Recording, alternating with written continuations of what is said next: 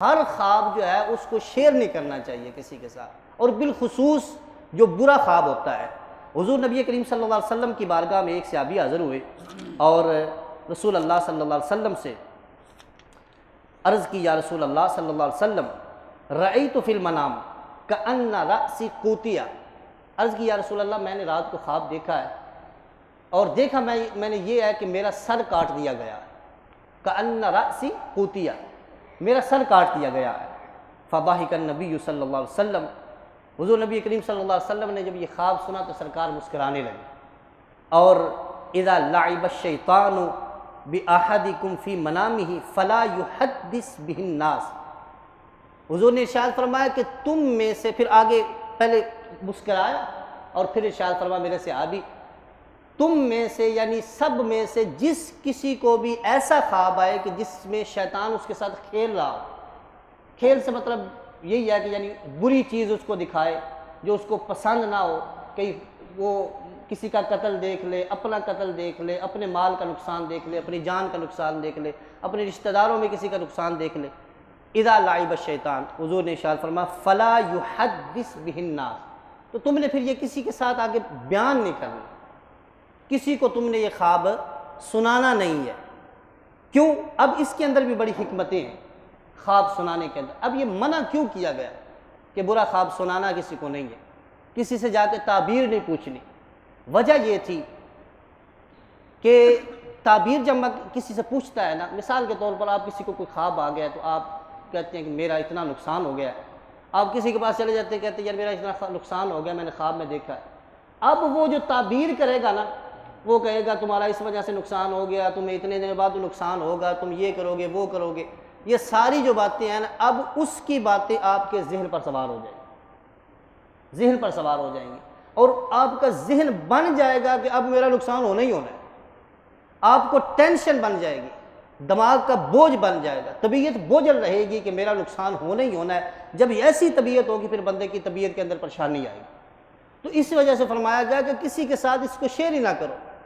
کسی سے تعبیر پوچھو ہی، فلا یحدث بہ الناس، برے خواب کو پوچھنا نہیں ہے۔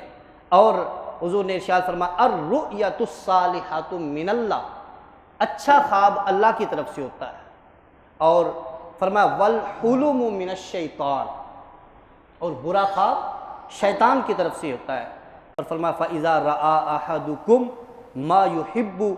جب تم میں سے کوئی بندہ ایسا خواب دیکھے جس کو وہ پسند کرتا ہے تو حضور نے ارشاد فرمایا فلا یحدث بہ الا من یحب، ہر کسی کے ساتھ اس کو شیئر نہیں کرنا، ہر کسی کو نہیں بتانا کہ مجھے رات کو یہ دکھایا گیا، مجھ کو رات کو یہ دکھایا گیا، ہر کسی کو نہیں۔ فرمایا جس بندے کو تم پسند کرتے ہو اس کے ساتھ تم یہ شیئر کر سکتی ہو۔ اور ارشاد فرمایا وَإِذَا رَآ مَا يَكْرَهُ، ایک وہ اچھا خواب تھا، اب فرمایا کہ تم میں سے اگر کوئی برا خواب دیکھے، برا خواب، تو حضور نے ارشاد فرمایا کہ اب تم نے کرنا کیا ہے؟ فرمایا کہ جب برا خواب آ جائے فَلْيَتَعَوَّذْ بِاللَّهِ مِنْ شَرِّهَا، پھر اللہ کی پناہ مانگو اس خواب کے شر سے، اللہ کی پناہ مانگو۔ اور طریقہ کیا ہے؟ حضور نے ارشاد فرمایا اعوذ باللہ من الشیطان الرجیم، یہ تم نے اٹھ کے بیٹھ کے پڑھنا ہے۔ جب بندہ سویا ہوا ہے، خواب آیا ہے، 1 گھنٹے بعد اٹھا ہے، 2 گھنٹے بعد اٹھا ہے، یا فوراً ہی اٹھ گیا، فوراً ہی اٹھا ہے، جب بیٹھا ہے تو یاد آیا آج مجھے بہت برا خواب آیا تھا، آج میرا خواب میں اتنا نقصان ہوا تھا، تو حضور نے ارشاد فرمایا پہلے تم نے کیا کرنا ہے؟ اعوذ باللہ من الشیطان الرجیم، یہ پڑھنا ہے۔ اور پھر فرمایا وَلْيَتْفِلْ ثَلَاثًا، پھر اس کے بعد تم نے اپنے بائیں کندھے کی طرف، بائیں طرف منہ کر کے، اس طرح منہ کر کے 3 مرتبہ تم نے تھوکنا ہے، 3 مرتبہ، یعنی تھوکنے سے مطلب یہ نہیں کہ وہ رطوبت باہر بھی آئے، اگر نہیں بھی آتی تو ویسے ہی بندہ اشارہ تھوکنے کا اس طرف کر دینا، اعوذ باللہ پڑھ کے 3 مرتبہ ایسے ایسے تھوک دینا ہے۔ اور فرمایا کہ یہ ولا یحدث بہا احدا، پھر کسی سے بیان نہیں تم نے کرنا، کسی سے بیان نہیں کرنا، فَإِنَّهَا لَن تَضُرَّهُ، فرمایا جو تم تھوکو گے یہ شیطان پر پڑے گا، اور